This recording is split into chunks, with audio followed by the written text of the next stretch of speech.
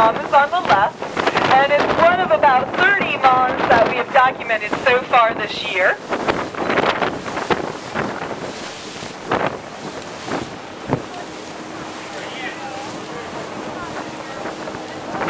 Alright, she raised that tail for us. So this is a whale that's actually been immortalized at the Baltimore Aquarium, the National Aquarium in Baltimore. There's a life-size model of her. Her name is Scylla, and she has had 12 documented calves, and she is actually a whale that we have seen for 30 years. She was born in 1981, and her mother is a whale named Istar. And Istar, for the longest time, actually had the most calves of any documented humpback whale. But since Salt and Cardew and even Scylla over the last 30 years have beat Istar out on that, we haven't seen Istar for about the last 7 years. She has a few brothers that are seen regularly in the Gulf of Maine, including Tigris, but most of them spend most of their time in the northern Gulf of Maine. She was named for a swirling pattern on her tail and some Greek mythology related to the creatures, although she was named for the wrong character. So her name is Scylla, although she should have been given the name of the other creature in that mythology. And she is traveling with a calf that is about 4 or 5 months old and was born in the warm waters of the Caribbean. And when this calf was only a few weeks old, Scylla brought it up here and started her migration. Another whale out at 11 o'clock.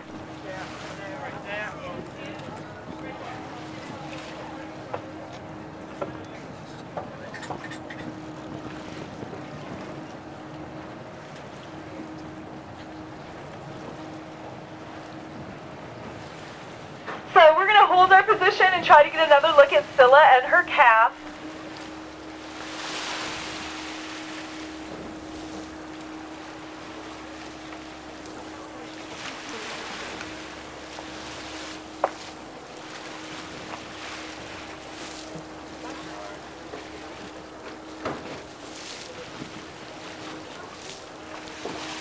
Now, when Scylla gave birth to this calf, it was about 13 feet long and it weighed a ton. And this calf is going to double its size in the first year of life. It's drinking a very high-fat milk from Scylla. The milk fat from a whale is about 50% fat content, and that's what's going to allow this calf to double the size. The calf is going to spend about 9 to 12 months with Scylla, and then it's going to be on its own. So they have a 12-month gestation, so both the breeding and the calving occurs in the Caribbean, and then the calf spends about 9 to 12 months with mom. During that time, whales are up at 11, calf's on the right, Scylla's on the left. During that time, Scylla is going to try to teach him everything he needs to know to survive. So how to feed, how to migrate, how to socialize, how to hopefully stay out of fishing gear. This whale has been sexed and has been determined to be a male. 11 o'clock. Another whale coming at us, another humpback. So let's see if they join up or they just pass each other. All right, we've got Scylla and calf going to the southeast, another whale coming at us to the northwest. We'll see if they join, if anything happens while they're all interacting here, 11 o'clock.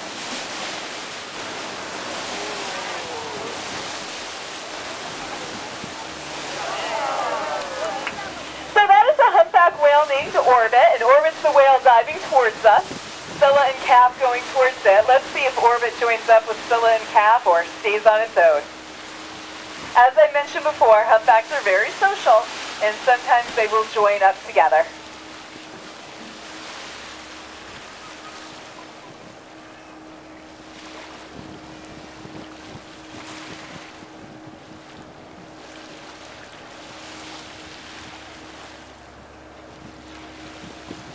All right, position here and see what Scylla and calf and Orbit do. Try to get another look.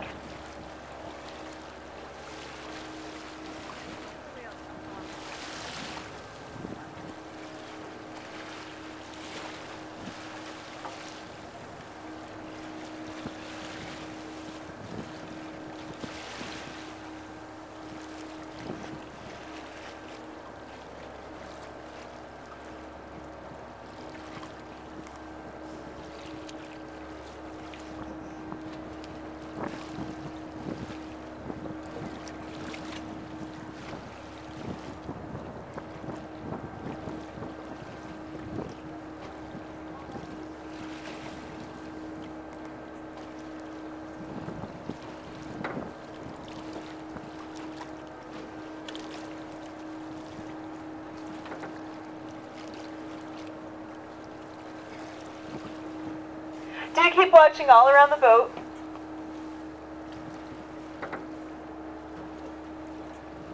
Coming up at 10 o'clock, Bubbles, and there's the flipper coming up at 10. They did sort of join up for a moment there. Scylla is the whale right there. Orbit's on the outside of her. There's a little bubble feeding there. There's the calf, so blowing some bubbles. And humpback whales will actually blow bubbles to help trap prey. So 9, 10 o'clock, we've got Orbit on the outside, Scylla and calf on the inside.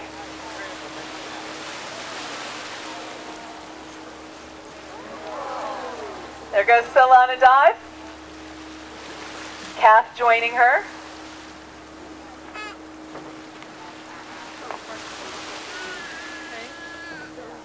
Now, one of the things that whale watching boats gives us a great opportunity to do is to document the entanglement scars on humpback whales. When Scylla just other whales up at 10 o'clock, we'll see if we're going to get a fluke. We're at a good angle for it. But since we are typically paralleling the whales to give most of our passengers a view, when a humpback flukes like Scylla just did, we're at a perfect angle for taking a picture of what's called her caudal peduncle. And that's where her tail and her body attach. And that's where we see the entanglement scars. By taking photographs of the caudal peduncle of humpback whales, we know that over 65% of them have entanglement scars on their bodies. For the right whales, we know over 70% of them do. These are huge numbers of whales that have encounters with fishing gear.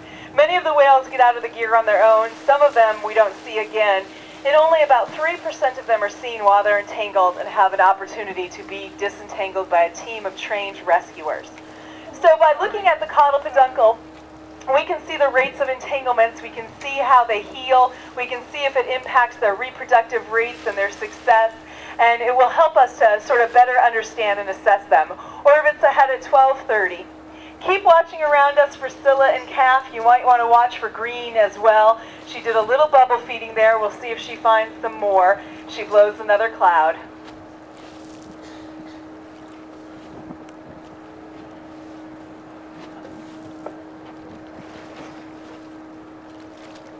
So just around 12:30, and then watching, looking around for Scylla and calf.